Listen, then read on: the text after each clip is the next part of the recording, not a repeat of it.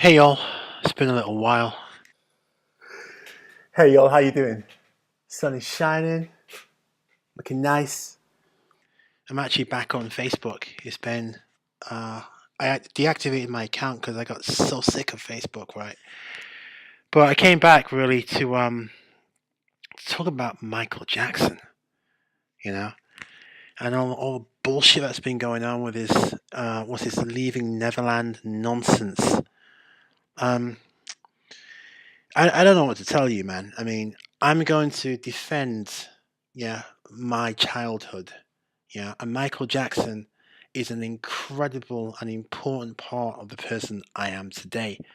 You know, here's what's funny. I got into a discussion. I went to the cinema to see a film. Actually, it was If Beale Street Could Talk, which is a fine film. You should see it, right? But I went out with someone, and we were there, and she met up with her friends, and they're millennials, right? And these millennials started talking about, oh, the victims, Michael Jackson's victims. And I had to pause and I said, excuse me, do you understand that we don't know if there are victims? Okay. And the look across their faces, all three of them, yeah, they looked at me as if, I'd slapped them in the face, as if they couldn't comprehend the idea. I mean, it's not such an incredibly difficult, thought exercise. Yeah, that thought exercise goes, what if there were no victims? Yeah, but in the Me Too era, yeah, accusations equals proof, and that's what's going on.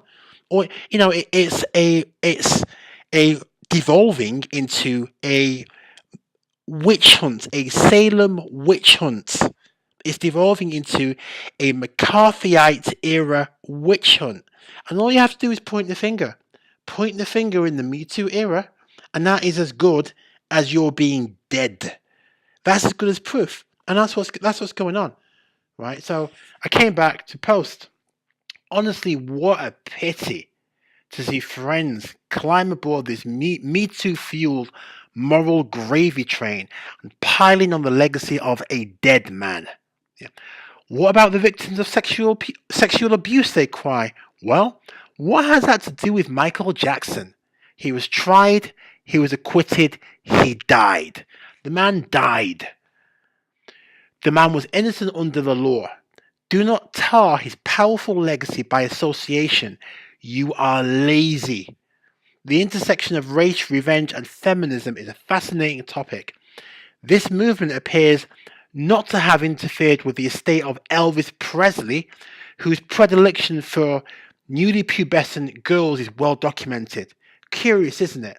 Me Too appears to have devolved into a proxy movement to destroy black artists, and even death itself appears to be none too high a bar for the shameless. Boom, there it is. There it is, man. You know, I have every sympathy for people that say, well, look, what's going on? They got Bill Cosby, they got Michael Jackson, and they got R. Kelly. I've never been a fan of R. Kelly. This is one thing you have to understand. I've never been a fan of the man, ever. Yeah? I always thought he was just, I don't know, something always seemed a bit strange about R. Kelly. I was never into R. Kelly, but it's not the point. Yeah? His individual guilt or innocence is not the point. Yeah? And whatever the problems of this, of the Tariq Nasheed wing, yeah, of online black consciousness, their first them hashtag, yeah, is on the fucking point, man.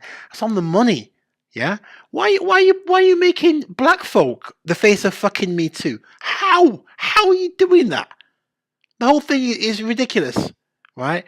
So yeah, you know, um, they're trying to destroy Michael Jackson's legacy, yeah. And if they could have, to try to disassociate Michael Jackson's race, okay, from this is a massive, it's a big elephant in the room, man. How could you're not going to disassociate his race? He was a black man and remained a black man. However fucked up his whole thing was with plastic surgery, yeah. whether the vitiligo thing is true or not, I actually tend to think it was true, right? That he had vitiligo, yes, but he should have applied black makeup rather than stripping off the rest of his melanin, right? Whatever, right? Um. Anyway, you know the deal. I just thought I'd make a quick video and chime in. I've got to. I'll make a fuller video later, but I've got to state my position. I cannot be silent. And it's maybe very, very fucking unpopular to say this shit. To say Michael Jackson, yeah, is innocent under the law, yeah, and all these accusations are simply information. And what have I said to these people who point the finger, yeah? I said, however compelling the documentary, which I haven't watched, however compelling, what do you weigh it against? Yeah, the man is dead and cannot speak for himself. Yeah, as a result, any accusation cannot have any moral weight attached to it. Because what do you weigh it against? That's like having a scale, yeah, without a counterbalance. That's ridiculous. And I'm not going to get into that, but people miss this fundamental point. I seem to think it's a very easy point to understand, but clearly I'm wrong. Because most people don't understand. You can't weigh the accusations against anything. And further, there are reasons why, yeah, two men might lie, or two women might lie, or two anybody might lie in the Me Too era, okay? Because what's happening? The whole thing is being fueled by social media, yeah? And the feedback of the retweet and the dopamine hit of the like button. Yeah? Okay? And these people now are getting praised for their courage, so called. This Safe Chuck dude and the other failed dancer guy. They're getting, they're kind of, they're wrapped in this, shroud of virtue.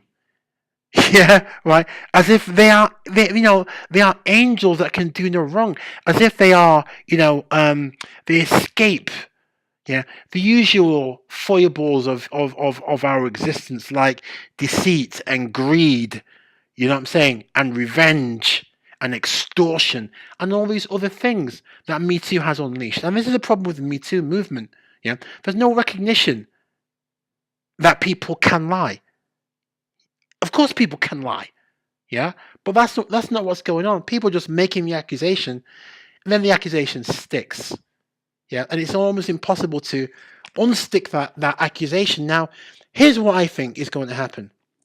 Yeah, music lasts, yeah, for fucking ever. Okay, right? Well, as far as we can tell, as far as our existence goes, like a human lifetime and more. I mean, look at like Beethoven and Bach and shit. You know what I'm saying? They're all bones, but their music goes on, so it gives you kind of immortality, right? Here's what I think is going to happen. Yeah, do you remember how Black Lives Matter was all the rage? It was a huge trend for a good long time. Okay, it's black folk, so those things are more ephemeral, yeah. But social media hashtags fade. Okay, that's what happens. And then there's the next thing. So, this whole, Me Too thing is many times more powerful than Black Lives Matter ever was, but it still has a half-life, okay? It still has a half-life, and at some point, yeah, Me Too is going to fade. I tend to think that Me Too, they're just going to kill themselves. They're going to discredit themselves, okay? It's going to fade. And what's left after that? What's left is the music. And Michael Jackson made absolutely amazing music. This thing really is a kind of hit. And maybe it's an attempt to devalue the Michael Jackson brand, the brand of the Jackson estate, and to leave the estate vulnerable and open to financial predation by outsiders who are going to try and snap up the catalogue on the cheap. That would be a good reason to start this thing, wouldn't it? Financial. Lots of reasons why you would do it. Yeah, I could talk more about it. I could talk more and more about this, but I'm going to make a full-on proper video about this thing, right? But anyway, those are my initial thoughts, man. Leave a comment, like and subscribe. You know what to do, my lovelies. And I shall see you really soon. Peace.